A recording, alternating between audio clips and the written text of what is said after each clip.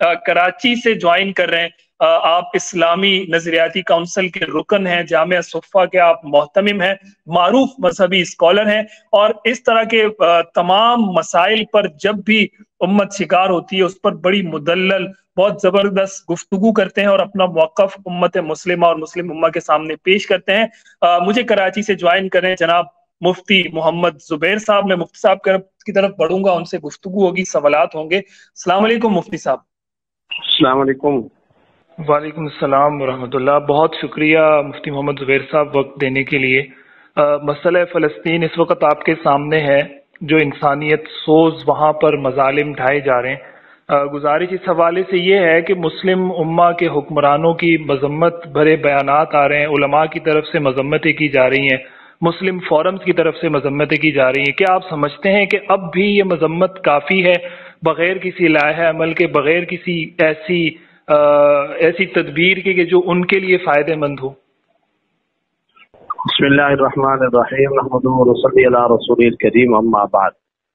लेकिन सबसे पहली बात तो ये है कि इस वक्त मसला फ़लस्तीन पूरी उम्मत के लिए, पूरे आलमी इस्लाम के लिए एक टेस्ट केस और इम्तिहान के तौर पर, एक इज्तमाई आजमाइश के तौर पर सबके सामने आ गया है।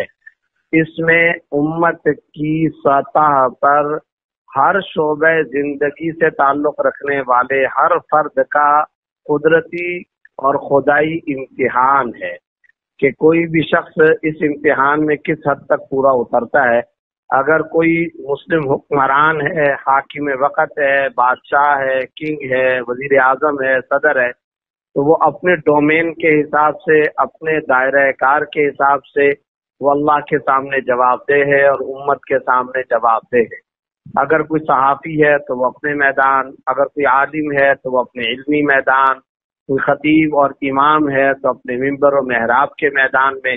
इसी तरीके से कोई अगर डॉक्टर है तो वो अपने मैदान में, कोई अगर वकील है तो वो अपने मैदान में। हर शख्स अपने अपने मैदान में खुदा को जवाबदेह है, खास तौर पर मौजूदा दौर में मसला फ़लस्तीन के हवाले से। सबसे अहम तरीन बात यह है कि बुनियादी फरीज़ा शरीयत इस्लामिया का जैसा कि कानून है, तो बुनियादी फरीज़ा फ़लस्तीन के आसपास रहने वाले तमाम के तमाम मुस्लिम, बिलखुसूस अरब ममालिक पर आयद होता है।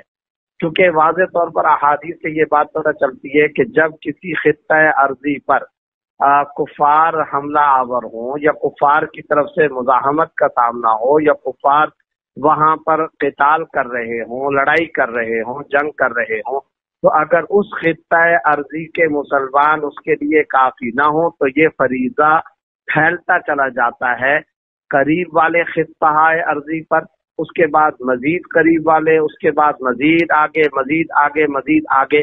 इस तरह करते करते ये पूरे आलमी इस्लाम तक और पूरी उम्मत मुस्लिमा तक ये फरीजा फैलता चला जाता है। ये वो शरई उसूल है जो तमाम आइम्मा के नजदीक मुत्तफ़क़ुन अलैह है और तमाम हदीस की किताबों में वाज़ेह तौर पर लिखा हुआ है। अब इसी शरई उसूल को आज आप गजा की सूरत हाल पर अप्लाई करते हैं तो आपको वाज़ेह तौर पर लगेगा कि गजा इस वक्त पूरी दुनिया की वो जेल बन चुकी है जिसके पानी के ज़खायर तबाह कर दिए गए, स्कूल तबाह कर दिए गए, अस्पताल तबाह कर दिए गए। जिसकी परसों की बात है कि अस्पताल में बम्बारमेंट से एक रिपोर्ट के मुताबिक 500 और एक रिपोर्ट के मुताबिक 800 और एक रिपोर्ट के मुताबिक 1000 से ज्यादा शहादतें हुई हैं। जी, बच्चों की उसमें बड़ी तादाद में शहादतें। हाँ, बच्चों की शहादतें उसके अंदर बहुत ज्यादा है। फिर खास तौर पर ये देखने की बात है कि अस्पतालों पर जंग और अस्पतालों पर बम्बारमेंट, ये तो इंतहाई घटिया से घटिया मुतहारिब फरीक भी कभी नहीं किया करता। हम हैरान होते हैं कि जब किसी जगह पर कुछ छोटा सा वाक़या होता है तो जनेवा के मुआहदे भी आज की आलमी बरादरी को याद आ जाते हैं, अक़वाम मुत्तहिदा की करारदादें भी याद आ जाती है और यूएनओ सलामती कौंसिल के इजलासात भी सामने आ जाते हैं। यहाँ हॉस्पिटल में बमबारी हो रही है, मरीज और डॉक्टर और बच्चे और औरतें वो तह तह किए जा रहे हैं। तो आज किसी को उन आलमी मुआहिदात का पास नहीं है, आज किसी को भी उन सलामती कौंसिल के इजलासों की करारदाद और जनेवा के मुआहिदों की, ये शिकागो के मजदूरों के ऊपर आवाज उठाने वालों को उन तमाम मुआहिदात की آج کوئی کسی قسم کی شرم حیا لحاظ و پاس نہیں ہے۔ اس صورتحال کے اندر پہلے نمبر پر فریضہ عائد ہوتا ہے عرب حکمرانوں پر، وہ خالص قسم کے بیانات تک محدود ہے، قراردادوں تک محدود ہے، جبکہ اللہ نے ان کو نعمتیں بھی دی ہیں۔ حب الدنیا و کراہیت الموت، یعنی وہن کی بیماری کے اندر وہ مبتلا ہیں۔ اس وقت چاہیے یہ تھا، آج کی رپورٹ یہ کہ جو بائیڈن وہاں اسرائیل پہنچ رہے ہیں، اسی طرح برطانیہ کا وزیر اعظم وہاں پر جو بائیڈن کے بعد برطانیہ کا وزیر اعظم پہنچ رہا ہے، یورپی ممالک کے وزرائے خارجہ پہنچ رہے ہیں، کبھی فرانس کا کوئی آفیشل وہاں پر آ رہا ہے۔ تو سوال یہ کہ غزہ کی صورتحال پر آواز اٹھانے والا مسلم حکمران کون ہوگا؟ کیا ہم صرف سوگ تک رہیں گے؟ اب یہاں یہ بھی بڑا اہم ہے کہ دوسرے ممالک کے حکمران جب وہاں جا رہے ہیں، ان کے باقاعدہ بیانات آ رہے ہیں کہ میں ایک یہودی کی حیثیت سے یہاں پر آیا ہوں اور مجھ پر بہت بڑی ذمہ داری عائد ہوتی ہے کہ میں اپنے لوگوں کی مدد کروں۔ مسلم حکمرانوں میں آپ کو کون ایسا نظر آتا ہے جو یہ اعلان کرے کہ میں ایک مسلمان کی حیثیت سے، چاہے جائے کہ میں فلاں ریاست کے حکمران کی حیثیت سے یہاں پر آیا ہوں؟ وہ لوگ اگر اتنی یکجہتی کر رہے ہیں مسلم امہ کے حکمرانوں کی طرف سے، اس قدر بزدلی اور خاموشی، یہی سب سے بڑا کوشچن مارک ہے اور یہی سب سے بڑی بات ہے۔ بلکہ امریکن پریزیڈنٹ کی طرف سے جو بیان آیا ہے وہ یہ ہے کہ اگرچہ اسرائیل کو ہماری مدد کی ضرورت نہیں ہے مگر ہم اس کے باوجود اس کی مدد کریں گے۔ یعنی یہ وہ کہہ رہے ہیں کہ اگرچہ وہ ہم سے مدد طلب نہیں کر رہا لیکن ہم پھر بھی مدد کریں گے۔ تو سوال یہ ہے کہ ایسی صورتحال میں سعودی عرب کہاں ہے، قطر کہاں ہے، یو اے ای، خاص طور پر میں یو اے ای کے بارے میں بات کرنا چاہتا ہوں کہ ان کی پالیسی کیا ہے اور وہ کس طرح کی تذبذب کی گو مگو کی کیفیت کے اندر مبتلا ہے۔ ایون کہ ہم تو چاہتے تھے اور سوچتے تھے اور سنتے تھے اور ہم توقع رکھتے تھے ترکی سے کہ اس کا اسٹینڈ بہت زیادہ سخت قسم کا آئے گا۔ تو خلاصہ یہ ہے کہ اس وقت جو قریبی وہاں کے مسلم عرب ممالک ہیں، OIC کا اجلاس اب تک نہیں بلایا جا سکا، عرب لیگ ابھی تک صحیح اعتبار سے متحرک نہیں ہوئی، GCC کے جتنے ممالک ہیں، گلف کے، مشرق وسطیٰ کے عرب ممالک، تو ان ممالک کی وزرائے خارجہ کی کانفرنس تک نہیں ہو رہی ہے۔ تو ایسی صورتحال کے اندر بہت زیادہ مایوسی کا ایک گہرا سمندر ہے۔ اس کے ساتھ ساتھ میں یہ بات بھی ضرور ذکر کرنا چاہتا ہوں کہ خود پاکستان کی وزارت خارجہ اور خود پاکستان کی حکومت کی طرف سے بھی جس طرح کا اسٹینڈ ہونا چاہیے اور جس طرح کا ہمارا تسلسل کے ساتھ ایک روایتی ایک مضبوط موقف رہا اور وہ قائد اعظم محمد علی جناح مرحوم کی 4 مرتبہ کی اسٹیٹمنٹ کی بنیاد پر ہمارا باقاعدہ وہ موقف بنا تھا، ہم آج اس موقف کو بھی صحیح طور پر مضبوط توانا طریقے سے دہرانے کے لیے تیار نہیں ہے۔ جو قائد اعظم کے الفاظ سے کم از کم ہماری وزارت خارجہ وہ الفاظ کو دوہرا دے، کم از کم ہم اپنے اعلامیہ اور قرارداد میں وہ تو پیش کرتے ہیں۔ قائد اعظم کے الفاظ کیا تھے کہ یہ اسرائیل امت مسلمہ کے قلب میں گھونپا گیا خنجر ہے۔ قائد اعظم کے الفاظ یہ تھے کہ ہم کسی صورت اسرائیل کو تسلیم نہیں کریں گے۔ قائد اعظم کے الفاظ یہ تھے کہ ہم کبھی بھی مانیں گے نہیں۔ تو ہم یہ چاہتے ہیں جو شیخ زائد نے بیان دیا تھا اسرائیل سے متعلق اور جو فلسطین سے متعلق اور اسرائیل سے متعلق شاہ فیصل نے سعودی عرب کے اندر بیان دیا تھا اور جو قائد اعظم نے پاکستان کے اندر، حتیٰ کہ ابھی تک تو تقسیم بھی نہیں ہوئی تھی، اس وقت بھی قائد اعظم کی ایک اسٹیٹمنٹ موجود ہے اور پھر تقسیم کے بعد واضح طور پر قائد اعظم کا موقف تھا۔ تو ہم یہ چاہتے ہیں کہ یہ ممالک اپنے ممالک کے بانیان کی آوازوں پر دیکھتے ہیں اور اس پر آج آ کر کے، اور اس وقت کی جو تازہ غزہ کی صورتحال ہے وہ سوائے تباہی اور بربادی کے کچھ نہیں ہے۔ ابھی تھوڑی دیر پہلے کی بات ہے کہ میں ایک جگہ پر بیٹھا ہوا تھا، وہاں پر بمبارڈمنٹ کے نتیجے میں جو بچے ملبے تلے پھنسے ہوئے ہیں، سچی بات یہ ہے کہ ہم وہ منظر نہیں دیکھ سکتے تھے، چنانچہ ریموٹ اٹھا کر ہم نے وہ نیوز بند کر دی، اس لیے کہ ہم وہ سچی بات ہے کہ ہم نہیں دیکھ سکتے تھے، ہمارے ساتھ جتنے کمپینین ساتھی بیٹھے ہوئے تھے رفقا، ہم نہیں دیکھ سکتے تھے۔ یہ حالت ہے، نیوز روم نے اپنے وار روم بنا لیے ہیں اور اس وقت عالمی میڈیا، عرب میڈیا وہ باقاعدہ رپورٹنگ کر رہا ہے کہ انسانی حقوق کی بدترین پامالی ہو رہی ہے۔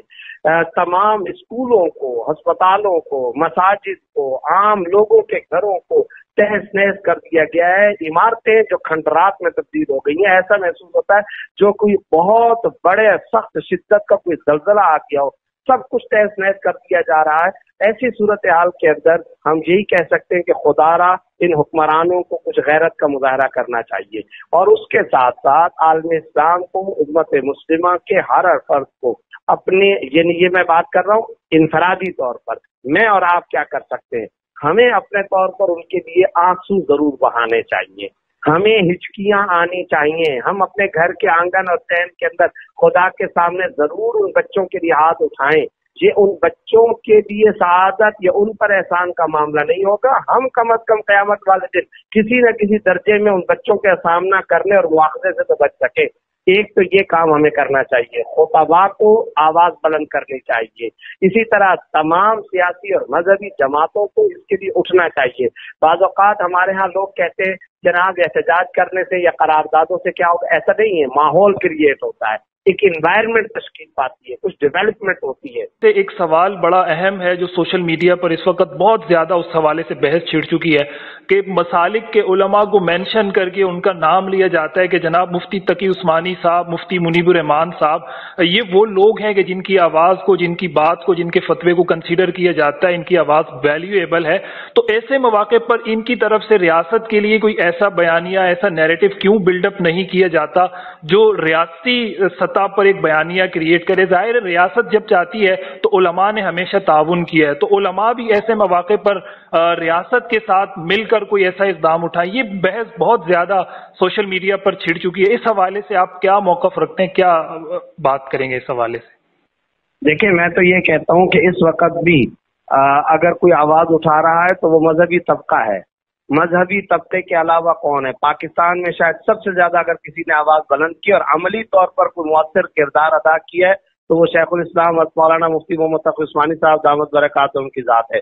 उनकी तरफ से कायम किए गए माली फंड के असरात गजा के अंदर हमें नजर आ रहे हैं। बाकायदा माली इमदाद अब पहुंचना शुरू हो चुकी है, वहाँ की तमाम तस्वीर, वहाँ के तमाम वीडियो सामने आ रही है, वहाँ के बच्चों और खवातीन और अस्पतालों तक हजरत मौलाना मुफ्ती मोहम्मद तकी उस्मानी साहब के कायम करदा फंड की ये अल्हम्दुलिल्लाह के नतीजे की सूरत हाल हमारे सामने है। मेरा सवाल, मैं इल्जामी जवाब नहीं देना चाहता, लेकिन मैं ये जरूर कहना चाहता हूँ, आज एमकेएम के कुछ दोस्त आए और उन्होंने आकर के यकजहती रैली और फलस्तीन रैली के हवाले से मुझे दावत दी, तो मैं उनका भी शुक्रिया अदा कर रहा था। लेकिन मैं अफसोस के साथ कहता हूँ, मुस्लिम लीग नून कहाँ है?